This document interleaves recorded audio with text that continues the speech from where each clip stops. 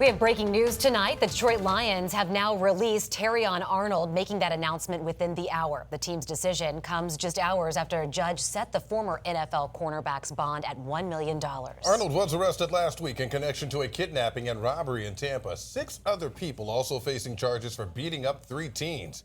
In court today, prosecutors asking a judge to keep Arnold in prison until trial, but that request was denied. 10 Tampa Bay News reporter Kristen Barbarisi joins us live from downtown Tampa outside of the Hillsborough County Courthouse. And Kristen, why did the judge grant bond here?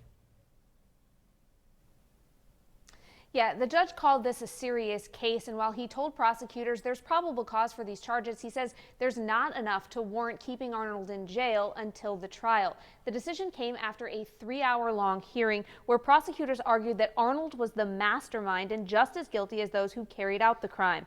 A detective testified that Arnold called the shots as the victims were held and beaten, but on cross-examination, the detective admitted Arnold didn't send any of the texts or make any phone calls, and he never actually went into the apartment where all of this happened. That's why the judge said, unlike the other 6 defendants in this case, Arnold gets bond. What distinguishes Mr. Arnold from those other 6 is he has no hands-on, he never goes into the apartment, there's nothing on his phone, on his social media, on his texts. What you have, the state has, to connect Mr. Arnold through the principal theory currently is the testimony of the 2 co-defendants that were facing life in prison, who this court didn't have the ability to personally judge their credibility.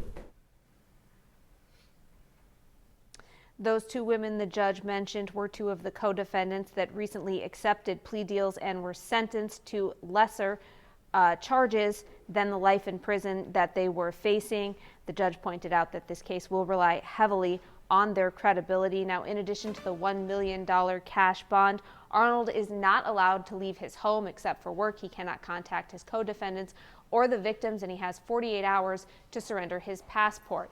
The state had also wanted him to wear an ankle monitor, but the judge denied that request, saying it would limit his ability to play football. Live in Tampa, Kristen Barbarisi, 10 Tampa Bay News.